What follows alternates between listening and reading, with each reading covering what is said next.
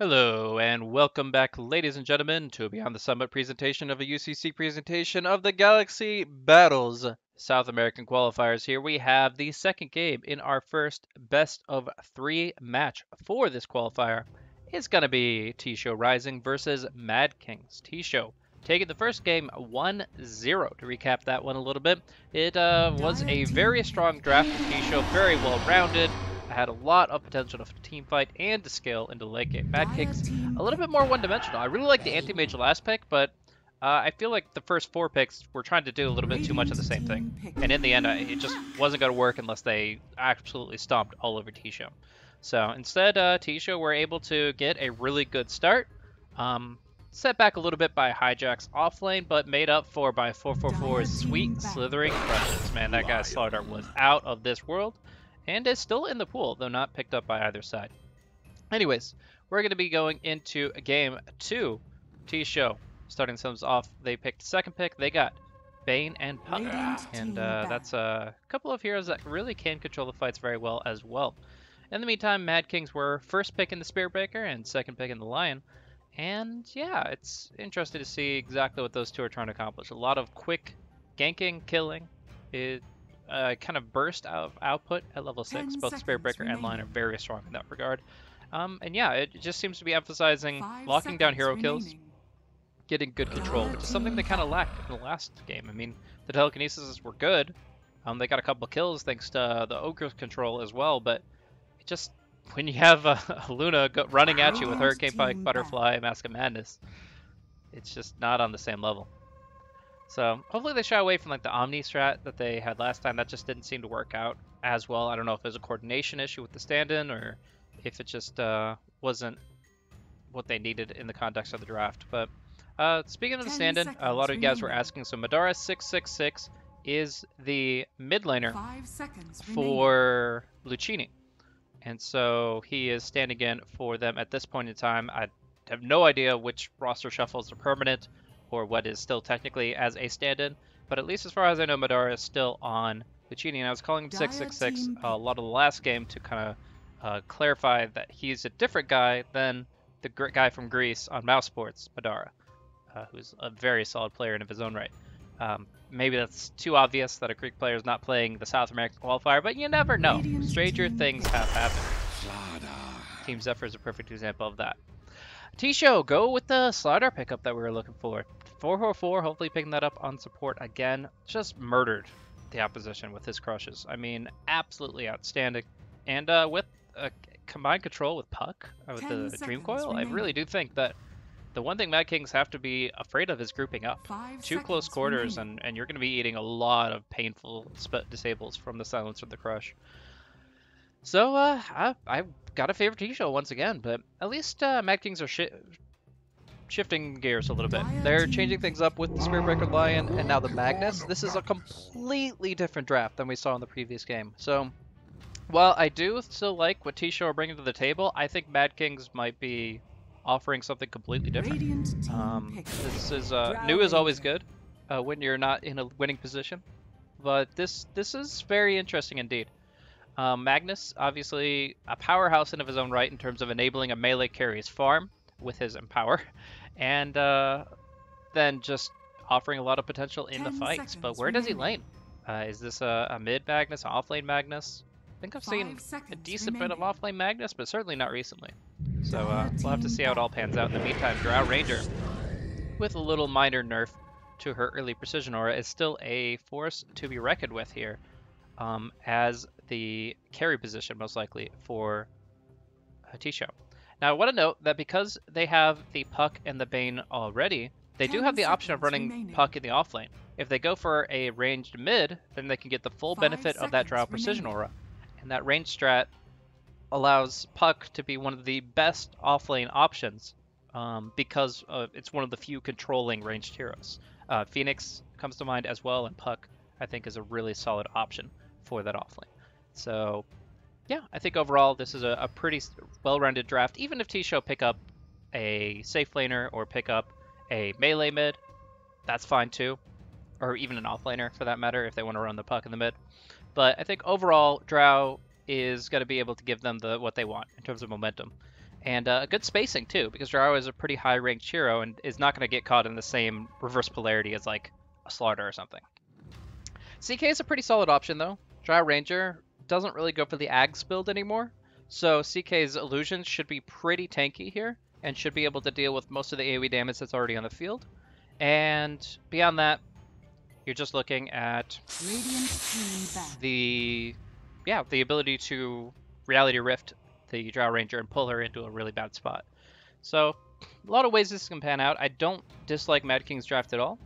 I'm just kind of looking for something to kind of bring it together. What's the mid laner that, assuming Magnus is off lane, what is that mid laner that's going to be able to kind of edge out either the Puck or the Drow in lane? Venomancer's going to be banned out. That would have been pretty sick on the side of Mad Kings, actually. A good mix of magic and physical damage. Not going to happen, though. Medusa. I've seen Drowdusa, and it can be very scary. And in a different metagame, I think that draft would really work.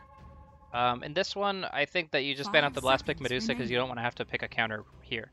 Like something that can mana burn, for example. So it's a smart ban, just because last pick Medusa is really hard to deal with no matter what, because your other 4 or 5 picks didn't really get to take it into the equation and preemptively counteract it. 40 seconds left on reserve time here for Mad Kings as they think through their last potential pick. Not having to worry about Medusa, but still could be any number of heroes. I mean, you could be looking at a melee offlaner, safe laner, or a ranged mid is most likely what you're looking at here. And, you know, you have your own mid to worry about. Templar Assassin seems kind of okay, just because the raw burst damage is going to work well with Spirit Breaker, Lion, and CK. But you never really know. They could go back to the Razor that we saw last game, and that would be okay. I don't think it would be amazing, but definitely wouldn't be too bad. They go with Death Prophet, a very similar hero in that type of mindset, where she's just a strong hero for pushing, which is what they were kind of lacking. CK's illusions aren't as good as they used to be in terms of tower siege. And yeah, Death Prophet can break towers, break Roshan very quickly. This is something they were lacking, so I think that's pretty solid. And plenty of time for T-Show to think about it and respond. What do they want to match up against this Death Prophet? Is it going to be the Drow, the Puck, or something new?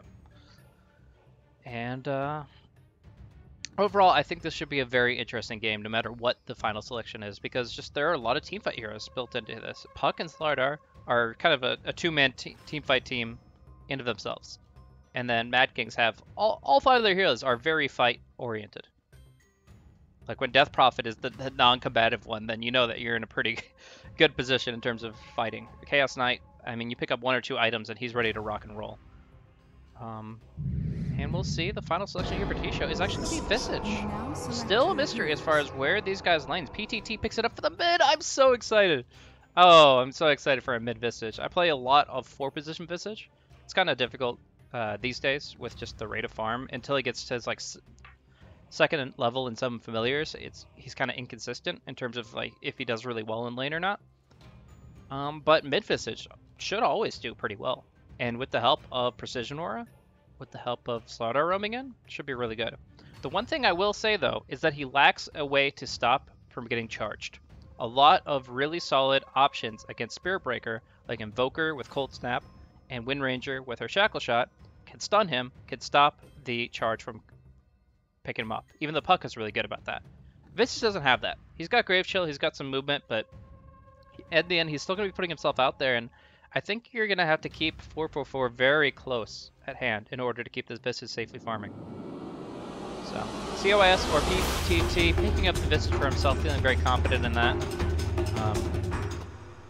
And yeah, I mean, Drow Visage used to be like the go-to when the familiars interacted differently with Precision, but it's still a very powerful set. And as we go in-game here, we get to kind of see how things start off. Sword can be taking the Magnus to the offlane. You're going to be seeing Lion here, doing what he does, doing a little dance, a little jig. Sladen going to be playing that 4 position. Spirit Breaker most likely. I mean, it kind of varies. Spirit Breaker or Lion could kind of pick up the farm. But right now the boots of speed make Lion the hero that is prioritized. Beyond that, you've got your mid laner. That's going to be Madara, or 666, as I will sometimes call him here on the Death Prophet. And then, of course, you've got yourself the Chaos Knight. Already starting us off on the Magic Wand. And going to be playing, it looks like, in the safe lane here. So no aggressive tries. I do think that Lion and CK have a lot of potential in tri-lane environments, but not really wanting to tempt fate here. Mogre, no longer the Ogre, is going to be running that Spirit Breaker here. Going to be playing the full 5, at least at the moment. I mean, you look at just overall, his net worth is 395. He's spent the most to try to make sure that his teammates are happy and his Lion gets what he needs. Meantime, PTT looks to snipe this bounty rune, and with the early smoke movement of T-Show, it looks like they're going to be able to secure it. In the meantime, though, Mad Kings will just grab the Radiant one on the Dire side, bottom, and it's just going to be a 2-for-2. And potentially some courier action. Trying to wait around, see if something can happen, but right now, nowhere near in use. There's an Observer Ward coming out on the courier. And it's just hanging out. No big deal. Looks like a TP up top, calling an audible. Or maybe just going for the block to help Visage out as PTT tries to snatch a double rune. Either way, whatever the purpose is, Drow Ranger is back up top where she belongs, and Visage is going to have a fun time 1v1ing Madara in the mid lane. Ooh, interesting matchup. I think it really comes down to Spirit Breaker and how he gets involved that decides whether or not this matchup succeeds. I would really love to see some more Radiant or Dire Vision to try to see the Spirit Breaker coming and counteract that. But for right now, Courier brings in PTT items, and we'll keep an eye on bottom lane where a lot of kill potential lurks. Sladen is already on the other side. If they can just force out the phase shift, that means they'll know the puck's out of position. Yeah, he's going to go ahead and skill up the phase shift, but Lion's not going to make a move. He's waiting to see that the phase shift is there and not the illusory orb. If he can do that, then they can guarantee this kill. But right now, they don't know what the puck is skilled, and though Hijack is limited on his options, they can't be concerned about that. Skill Sladen makes its move, and there's going to be the Earth Spike, there is going to be the charge, Chaos Bolt. No, it's going to be both spells coming up for the Chaos Knight for the first blood. Sladen pretty much at Tranquils already. Really good spot for them to be in. Early CS goes towards the Visage and the Drow. 8 and 3 for PTT. He's not got that much to work with here. The Drow Aura is only giving him 3 damage right now. So, like, as much as commentators love to talk about how much Drow influences these matchups, 3 damage is definitely worth noting, but this is still really comes down to PTT and his execution on the lane. Meantime, Magnus taking some free hits here. That orb effect from the Drow Ranger doing what it needs to. And, you know, poking down Sword, who's going to have a hard time finding really much of anything. Looks like he kind of wants the jungle here. The Quelling Blade might be an early pickup against the Nature's Prophet, but here, there's not really enough reason for it. Mid lane, Madara. Oh, the Courier as well, but going to focus mostly onto the Death Prophet here. She gets a nice Spirit Siphon up and the Fairy Fire, but is it going to be enough to actually keep him alive? No, it breaks the salve and forces Madara home. So, Courier limps home, Madara limps home, and yeah, PTT gets mostly a free lane. Sladen's not going to do too much here to disrupt things. Speaking of disrupt, Bane already having skilled up his Nightmare, but yeah, it's a decent distance on this Skewer, 900. It's not going to be too easy for him to get caught out by just the Drow and Bane alone. He'll try for it, get a few free auto attacks in here. But he's not really falling for it. He's not too worried. And even going to try to go for a Skewer on Lulling Blue. Put him under tower. Anytime you're within that Skewer tower range, you have to be a little worried as support. Hijack gets his illusory orb, so he's feeling a lot safer than he was at level 1. And he should just be able to kind of poke his head in every once in a while and get a little bit of experience. Meantime, Madara way too far forward. Spirit Siphon. Oh, can he burn it? No way. Visage is going to be able to withstand anything with the Gravekeeper's Cloak. And Madara is going to be dropping low. That being said, the turnaround with Sladen and the charge in from Mogre might set this up for a 2-for-1. PTT will fall. Sladen will be the return kill. And it is indeed a 2-for-1 with a full rotation. Moger now in a bit of a rough spot, but will have his charge soon. Can he charge away fast enough? He's going to try for it. And he just gets crushed and killed off. So, in the end, a full-on 2-for-2 here, but the big pickup being PTT as the Visage. You lose a couple of supports, but you bring down that mid-Visage. It's going to be a really big deal for your Death Prophet. Who now makes your way down to grab up some runes. Attempted the charge play up top. Don't think this one's going to succeed, but it's always nice to just get that big burst of speed from the fountain early on. So Observer Ward comes out. Yeah, they're definitely not going to fall for it now. And Ogre just kind of is waiting in the wings, catching up the Slaughter as well.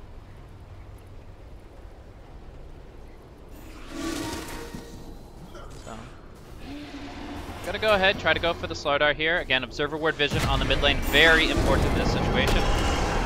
Looks like Slardar is going to be able to outmaneuver towards the Ancients, but they don't wake up in time to bring him down. A couple of Spirit Siphons and a good flank from the Lion makes it impossible for him to escape.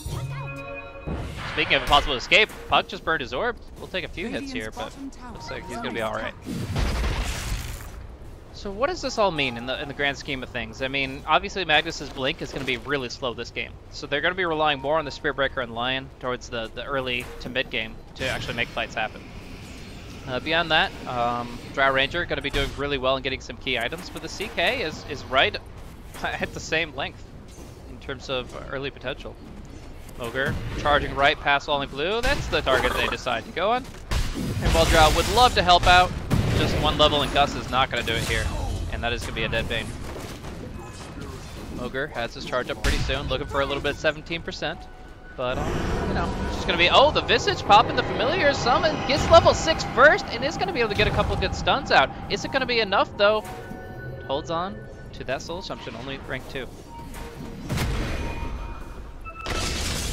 Good potential here if he can get some backup, and that's going to be from 444. Finds out Sladen, easy kill.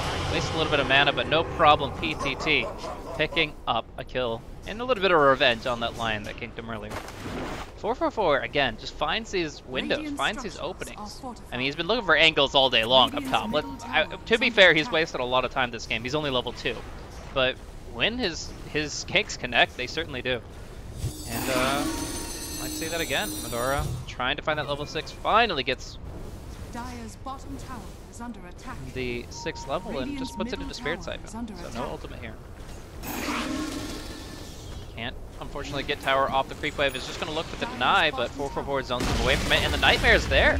They have enough to bring him down right here and now with the Familiars right clicking away. Down he will go. Moger looking for an opportunity onto Therence. They do have some good intel into where he is in general, but there's a lot of TP potential here. Like, you can't kill a Drow fast enough. You can throw everything you've got at him and he'll still be living with a couple hundred HP when his teammates arrive. This is a very dangerous position to be in. And Sladen just TP's out. Radiant's middle tower is under attack. Dire's top tower Yurita has poked and prodded down at this tower a little bit here. Early glyph coming out as Magnus has been poking at the top tower. They know about Moger. And they're going to soon see Chaos Knight rotating in as well with this ward. So they should know what they're getting themselves into, but even still, Yurita packs a very big punch with his power and with his ultimate. Therence just doesn't want anything to do with this. He'll just say, okay, you guys take the tower, we're taking bottom. So pretty hard rotation going to be made, and yeah, this is a death trap. This is all the Radiant heroes making their way up top, full 5-man movement, and they're just like, yeah, yep, that's yours. No problem, hands up. Let's head out somewhere else. And Drow will pop her Precision Aura, try to push out the mid lane and the bottom lane at the same time, and see if they can get some tower damage of their own. And that's a big thing. The most important thing is scouting out this southern area, making sure that Mad Kings can't make their rotation down bottom. Because if they don't make this rotation down bottom, then it's just a full 1-for-1 trade, even though T-Show couldn't take that fight. But I wouldn't be surprised to see Madara just pop the Exorcism here and try to really heavily pressure the tier 2. Puck's here, Hijack goes ahead and clears out some of this wave, pulling it back, and Drow finishes off the tier 1 bottom. So this is going to be Mad King's opportunity to get a little bit more ward action over on this side of the map. They already had this one dewarded. So one ward in play. Would have loved to see another attempt at maybe an observer here or even the classic spot. But it looks like they just didn't have that with them at the time. Dire are scanning. Moger is level 3 as well, so while I was laughing a little bit about Slider's level, bottom he's tower caught up is and under has actually attack. surpassed his opponent in the Spear Breaker.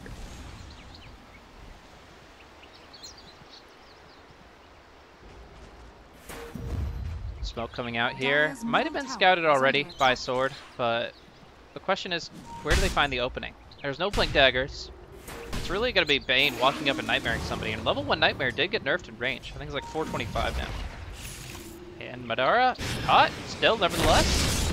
Nice little action from behind the tree line, and that is a dead Death Prophet. So, nice little pick up there. Continuing to farm up the enemy jungle, most likely, as well as pushing out the bottom lane. And Puck still has his coil ready to roll. Going for treads over Blink, though. Oh, this is a big pickup. 444, the Hunter in the Night. Seeking a freebie here onto Moger, and should have it here with the Crush. Invis Rune, very fortuitous as they set up the pickup onto the Spirit Breaker. If he charges away, he snaps the coil and he dies anyway. So, very nice little pickup. And in the meantime, they get to push the bottom tier 2 tower, putting a lot of hits into it early on. There are 3 heroes here giving it armor, but these familiars still just do a lot in terms of just consistent damage output. They're not nearly as bursty as they were, but man, they just keep on wailing away.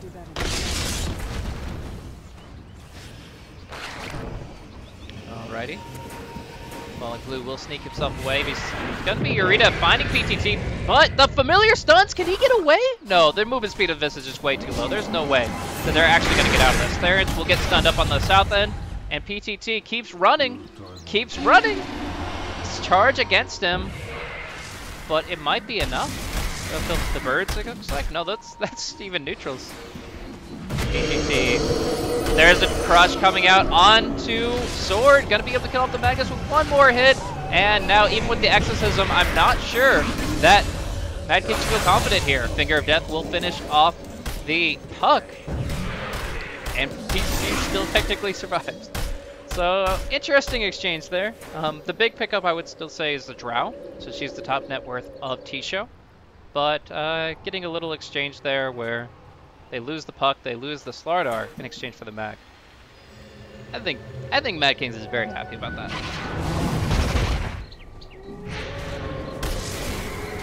Yeah, it's just about this reach. It's just about the fact that Chaos Knight is innately a hero with 370 movement speed, and Reality Rift just has such a massive range. If he has sight, he probably is going to be able to catch you and run you down. Along with the Spirit Breaker, they have a lot of chase potential in their lineup, and the moment you start running is the moment you start losing a fight. Speaking of which, Puck, elusive as ever, but is he going to be able to dodge through this? Oh boy, very tough position to be in. It looks like he is already dead. Actions are without merit. Killing spree for Eureka, 6,400 net worth on the Chaos. About the same scaling as Drow Ranger, maybe a bit more with his ultimate. So that means that Drow, it's really good that he's doing so much better than the Drow Ranger. 6,600 net worth, pretty significant lead, but it is going to be Therence going back to the Aghanim Scepter build. Now, again, this is a build that you really don't generally see with Drow Ranger anymore because when they added Monkey King, they made it so the Maelstrom doesn't proc on simultaneous hits, which is exactly what the split shots are. But we'll see here. Madara does get flanked and brought down. PTT in a bit of a weird spot, but they're going to take this tier 1 for sure. But yeah, ever since Monkey King got added, Drow's Ag's Maelstrom build is nowhere near what it was. And as a result, Aghanim Scepter is almost never seen on the hero. But when you're up against... Oh, Hijack again in a bad spot here. Rough day for him. This guy has been punished time and time again. Just being caught in the wrong position. They try to wake him up, they try to crush these guys down, and they will get sword for it, it looks like, but nevertheless, just a lot of deaths here on the Puck, and even setting up Moger for some Good pressure here. Mid lane, Bane. Yeah, one death turns into, it looks like 3. As, oh, I lose track of the slider. 4-for-4 slips away, but I don't know, man. Just a lot of unfortunate dispositions from Hijack so far today. Dire's structures are fortified. I'll take that. Alrighty. And it looks like Chaos Knight's just going to go into Echo Saber. So to complete that thought that I've probably tried at least 3 times to pull through with, Aghanim Scepter is really good because CK's illusions are pretty easy to burn down with AoE damage. Even if you don't go for the Maelstrom. And even if you do, it's not that bad. It's just one less chance to proc it every attack.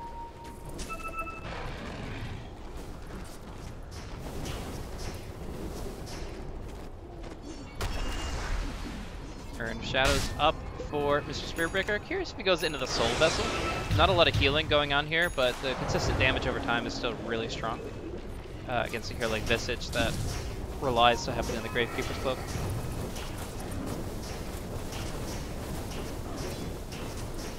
Just cleaned it up. Ancient farming for buddies. Everybody doing what they want. Sladen getting some decent bit out of the bottom lane here, as it looks like, oh, he misses it. But he will get his Blink Dagger in a very short time frame. Visage just going drums into the Solar Crest. Solid pickup. Good negative armor. I mean, you combine it with amp damage, and you just have an insane amount of physical damage potential. But I think Mad Kings are a bit ready for it. They know exactly what to expect against this kind of lineup, and the real thing they have to be worried about is, again, 4/4/4's crushes. Him plus Hijack, they're going to be the ones to make the plays happen. And Mad Kings just keep themselves kind of distanced, spread out. I don't know if they have to be too worried. We'll see some jump here on CK, but it's just to start things off. And gonna go for the ultimate and the pull onto the Visage, but 2 bird stunts come out. And a coil. RP onto the Visage as well, taking a lot of hits here, and he's just gonna drop. Now it's gonna be Adara on the front line. Siphon is out, but Exorcism's not ready. Yurita, pretty low on HP, gonna try to fight it out. Why does he go in? Oh, he trades his life for 1. He picks up the Bane, but at what cost? Now Puck on the southern end dodges out the Skewer, or at the very least misses him, and now Slardar is in a really weird spot. Gonna see the finger come out to finish him off, but Hijack gets the Spirit Breaker in turn. Can they chase anybody down? Looks like this fight is over. So, fight recap is very helpful for these kinds of situations. We saw a lot expended. The Chaos Knight dropped a ton of damage there, mostly on the Visage. But at the end, it's pretty even in terms of an exchange. I mean, a slight edge to Mad Kings, but not a massive one with the fact they committed RP.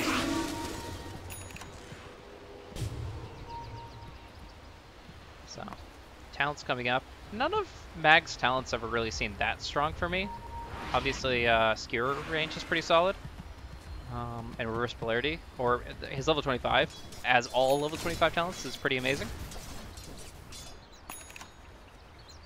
But most of those early ones, like, he's not even bothering to take.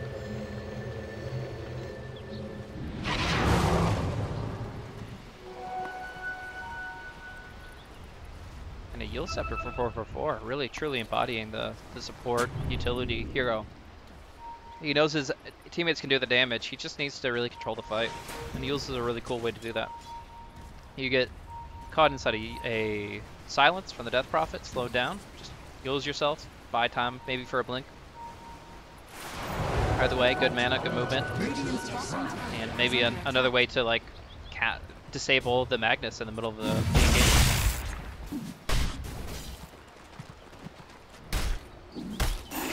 Yurita, trying to utilize the Empower for all it's worth. Gonna be looking for a Heart of Tarrasque next, along with the Blink Dagger. So, I mean, this is your probably tried and true. Echo Saber Armlet, does a lot of damage. I've seen another team do Shadow Blade a lot in Chaos Knight. Don't agree with it nearly as much as I do this Heart. Getting that just raw amount of strength is just such a big deal for a hero that puts all of his damage into his illusions. So, Heart does still get 40 strength. I know it's changed a bit most recently. So it still gives 40 strength, and that's still 40 damage per illusion, as each illusion is 100% damage output. So a really big deal to get that Heart. But it will still be some time as his farm has fallen slightly behind the Dry Ranger. Draw Rangers. Aghanims is finished. I talked about it a lot as a item to kill off the illusions, but it's just great for farming in general. Like, this is just free attacks, especially against 3 targets. You're like half a Medusa. You're just able to gun things down really, really quickly. A little bit worse when you don't have that much map control and you're worried about getting picked off. But in general, really solid. And they're just going to go ahead and scan it out just to confirm the movement here. They already pinged and knew that the smoke was happening. They want to know where it's happening, and they have to consider if it's happening in the pit. What are they going to do about it? Well, they're going to group up. They're going to get ready. They're going to look for their opportunity to RP. Level 1 RP, but still could be quite effective in close quarters. Looking to go in just a moment here, but he gets gusted. He gets Fiend's Grip. He's going to get killed off without casting his ultimate.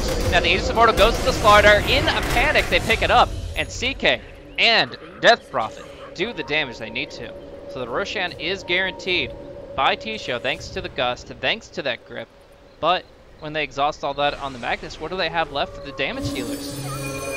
Doesn't seem like much.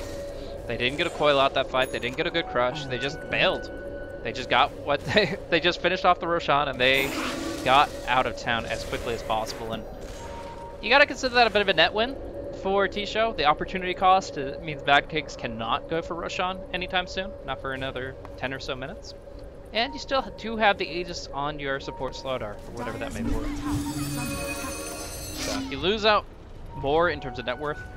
Greater, you lose out heroes 2 for 1. But I think just finishing off the Roshan and getting the Aegis and getting out with everybody else is still at least breaking even.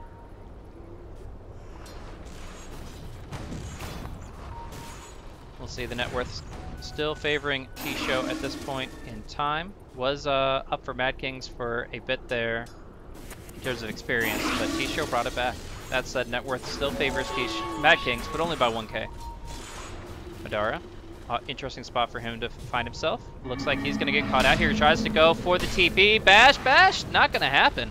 It looks like the birds were silenced at the same time that Slaughter was. Unable to interrupt the TP. Very quick thinking from Madara.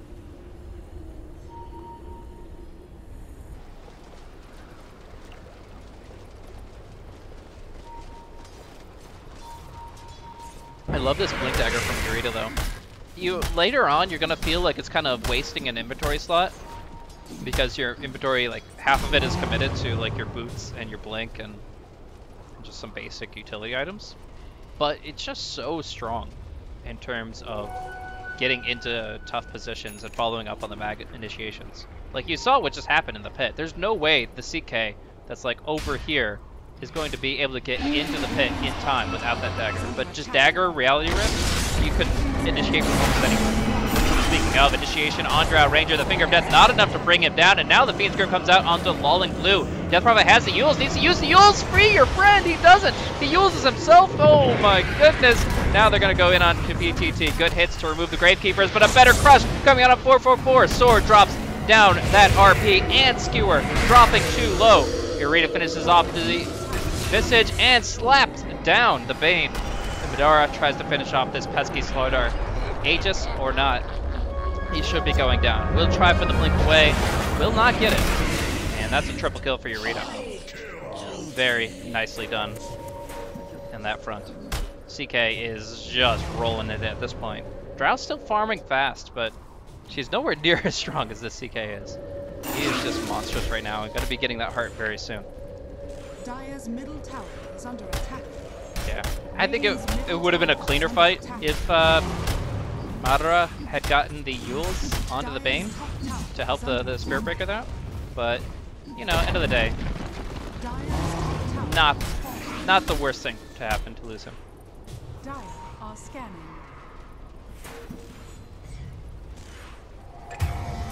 Oh, well, and they lose him again, because I'm not paying full attention. But the two escapees have to fight. Drow Ranger and Puck now in against Sladen, and should be a pretty easy pickup, but in exchange, oh, the Empower Cleave doing a lot of work, but they're able to kite him out, silence him so that he can't Reality Rift until it's too late.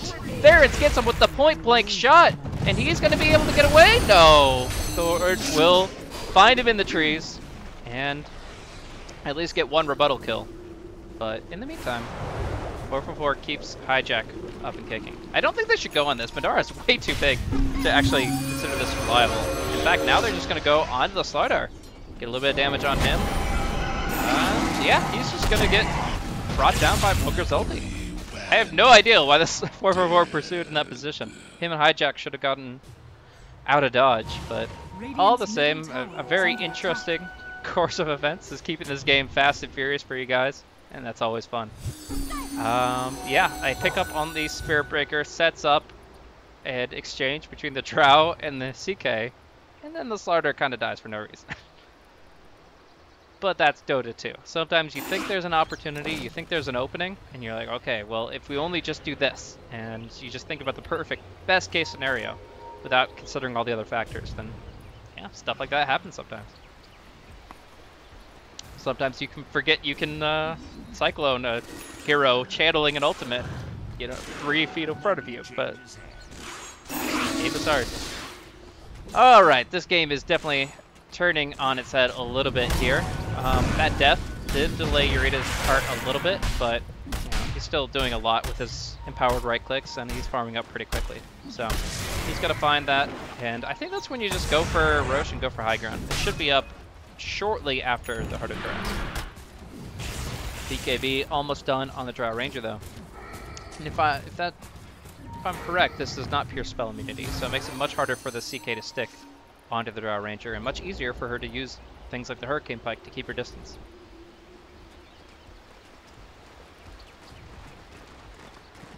And he is going to go for the Soul Vessel here. Spirit Breaker's going to try for it at least, but Moger is pretty much the full 5 here at by far the bottom of the network for his team.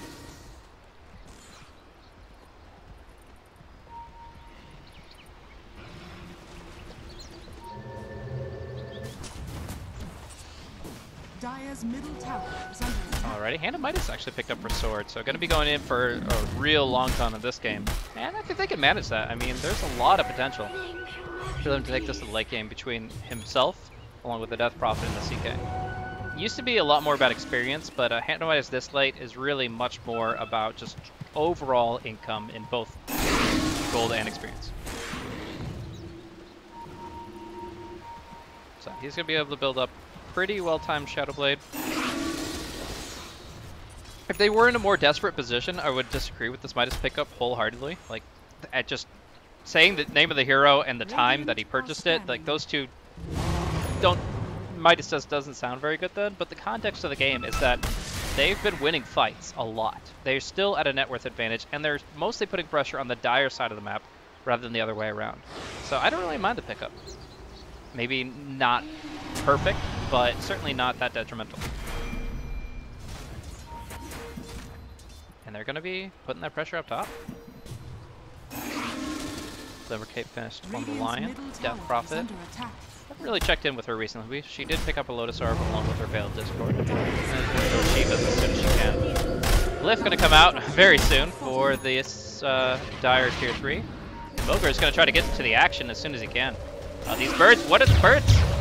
Those things are going to die so fast, and Hijack also puts himself in an awkward position. So jaunt away, and now they can just go. Bane goes down. This is such a weird defense, and now they're going to get all RP'd. Sword locks them down, skewers them back, and big damage coming out against T-Show here. Oh no, they don't have buybacks either. This is a terrible position to be in, and it might just sign their fate. Oh. Drow Ranger, the last one standing. Buyback from Puck, but hammering down on these barracks, and a jump here onto Theron's. BKB on cooldown. Should be close enough to walk away, but what are you going to do? You're actually just going to get caught out here, it looks like. Seems like the night time comes just in the nick of time, and Hijack will be okay, but my goodness, that was a glorious fight from Mad Kings. Just got exactly what they wanted, but it started off from some awkward movements from T-Show. Like, their mindset was like, let's clear out the creep wave. And their mindset should be, we're fighting an Exorcism reality rift. We have to do a lot more than just fight out the creep wave. He tries to, like, orb, phase, jaunt, and Waning Rift the illusions so that he can kind of soften them up for the Drow. But that leaves everything on cooldown for a full initiation from Mad Kings. And the birds as well. Like, the birds walking into Exorcism, you know those, it's like a blender. this exorcism, it's going to make it so that you have to stone the birds within like 2 seconds maximum. So there's really like, is it worth the 300 magic damage to throw your birds away? I don't know. It felt like a really awkward decision between the Puck and the Visage. I understand they want to kill these illusions. The CK can't just keep them up and jump on you with all his full potential. But at the same time, like, you need those stuns for the fight. You absolutely do, or there's no way you're going to be able to control what Mad Kings are bringing. And now they're bringing a lot more, as we do see the full top lane of Rax is gone.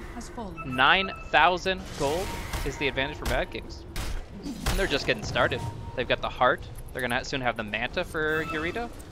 The Death Prophet will have her Shiva's Guard in almost no time at all. It's very dangerous. Nice Fiend Script, though. That's a huge kill. Eureka. Out no man's land. And right in front of Roshan. How convenient. Handed on a platter. This Roche will be going down so fast. It has 3 armor with the amp damage. And what am I looking for? There we go. There's a 444 trying to find somebody. But it's really just going to be Aegis going to Therence and Visage picking up the cheese. Oh boy. This is a very interesting game, guys. This has turned on its head a few times. But you know, it just takes a few mistakes from one side or another, and the game can change drastically. I mean, I still can't count T-Show out, despite that massive loss in their own base. Like, if they could just take one fight here, they could win the game outright with how fast they push. The Birds use their stones. Madara caught inside the Dream Coil, but they're not forcing it. They're just waiting it out. And with that, there's really not much more T-Show can do. Their base is getting pushed in, their stuns are on cooldown, and they'll have to back off. Even if CK had buyback, he wouldn't have had to use it. And now they go for a smoke forward, it looks like. They go ahead, clear out this wave. Not gonna smoke, just gonna group up and run at them. Down middle, they say. Aegis and Cheese. I'm kind of trying to think of how much Aegis and Cheese affect things. Because Therence, without his BKB active, is just dead. He just gets reality rifted into a bad spot, and then he just dies. So I'm not really sure if the Aegis is going to make that big of a difference, because only one life is going to have the BKB anyways. But never know. Could be the difference maker if the fight draws out a lot. We'll see for now. Radiant Vision versus Dire. Both sides have some idea of what's going on over on this side of the map, but can they make the jump they want? It's going to be a blind blink. It has to be. A blind blink from 444. Tries for it. Almost gets it too. And they're going to go in. There's going to be a Lotus Orb and a Yules to keep the Death Prophet alive. And now they just chunk down the Visage. Therence pops that BKB, but he's only got one. And he's being right-clicked down like crazy. The Exorcism damage is too much. And now Visage buys back. This is going to be the last fight of the game, as we do see Slardar getting rifted in. And the jump onto Drow Ranger comes through as well. Doesn't even get the chance to use that Hurricane Pike. Like I said, that Aegis doesn't make a difference if the BKB is used in the first life. And we see it here. T-Show getting absolutely obliterated in the last few minutes of game number 2. And that's going to be a Mad King victory, bringing us to the game 3 decider for this round 1 match here in Galaxy Battles South American Qualifier. Thank you guys once again for tuning in. I myself am Blaze. Follow me at Blaze Casting. I don't really do that much casting anymore, mostly behind the scenes work, administrative or otherwise, but it's always nice to hop back on the microphone every once in a while and see what's happening in the wonderful world of Dota 2. So this was a very exciting, very interesting and fast-paced game, and we will hopefully see another one just like it in just a few minutes. Thanks for tuning in.